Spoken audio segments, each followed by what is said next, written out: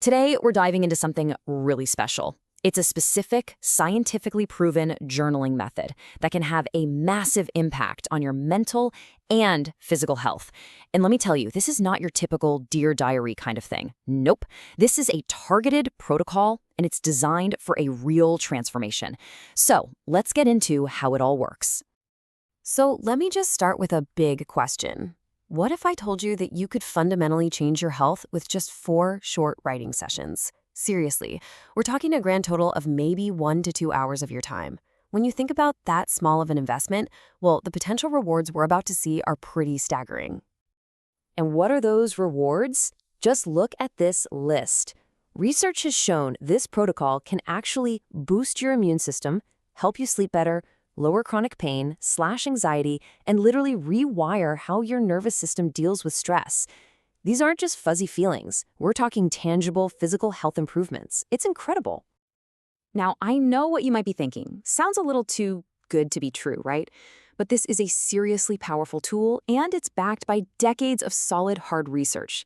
This whole method was pioneered by Dr. James Pennebaker, a psychology professor who has spent his career meticulously studying its effects. And when I say research, I mean a ton of research. The sheer weight of the evidence here is just wow. We're not talking about 1 or 2 little studies. This method is supported by over 200 peer-reviewed scientific studies. That level of validation is almost unheard of and really speaks to how robust these findings are. So what is this thing exactly? The Pennebaker Protocol is a short-term structured writing exercise. The whole point is to help you confront and, more importantly, organize your thoughts and feelings about one single major life stressor or trauma. Think of it less like casual reflection and more like a focused deep dive into your own mind. Okay, so this is really, really important to understand. This is not your average diary. If the word journaling brings up images of a calm, daily practice of writing about your day, you're going to have to put that idea on a shelf for a minute. This is a totally different beast. And this really lays out the difference, doesn't it? The Pennebaker Protocol is laser-focused on one major stressful event. Typical journaling, that's more about daily life, gratitude, whatever's on your mind. This protocol is designed to be intense, even emotionally difficult, while regular journaling is often a calming thing. And maybe the biggest difference, this is a short-term tool. You do it just 4 times. It's not meant to be a long-term, ongoing habit. And let me be really clear about this, because it's a huge point. You are not supposed to feel good while you're doing this. In fact, most people report feeling pretty upset during the writing itself. The goal isn't to get instant relief. The goal is to take a chaotic, painful experience and organize it, to build a coherent story out of it. Okay, so you get the what and the why. Now, for the really practical part, let's get into the step-by-step guide. How do you actually do this? First off, you've got options, which is great. You're going to be writing about the exact same event 4 different times. You can do it intensively, on 4 consecutive days, or you can space it out and do 1 session a week for 4 weeks. The research shows that both approaches work just as well, so pick whatever fits your life.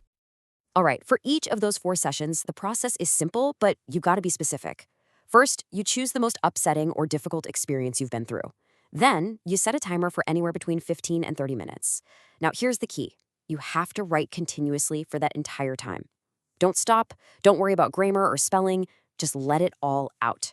Go as deep as you possibly can. And this last part is crucial. Give yourself a 5 to 15-minute cool-down period afterward. Just sit quietly. Let yourself settle. Seriously, do not skip that step. This quote from the original research, it perfectly captures the spirit of this whole thing. You're being asked to really let go. It's not just about the event itself, but about exploring how it connects to your entire identity, who you were, who you are now, and who you want to be. It's powerful stuff. So what do you actually write about?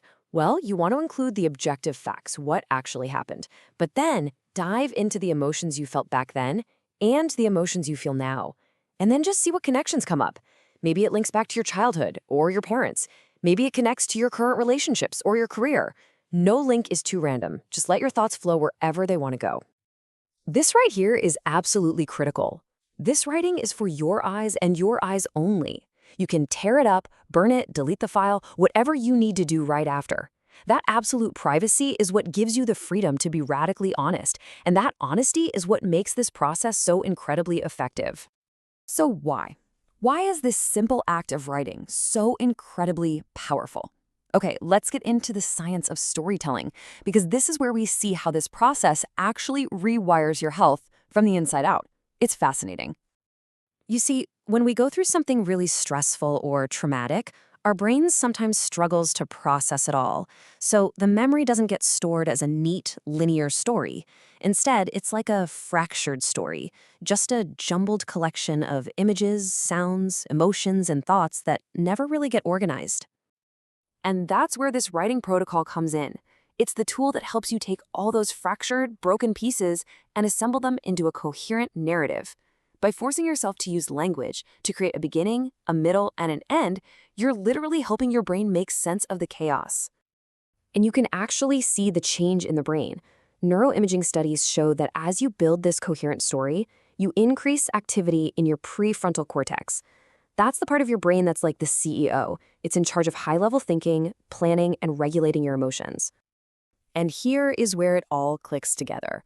A stronger, more active prefrontal cortex is way better at regulating your body's automatic stress response, that fight or flight system.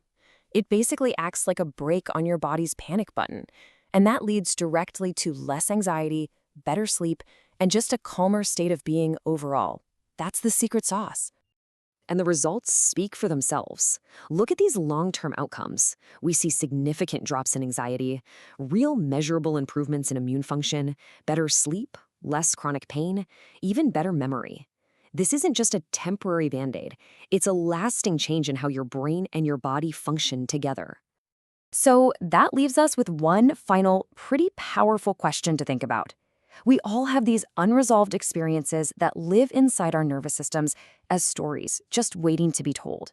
And the science is crystal clear that giving those stories structure can set us free.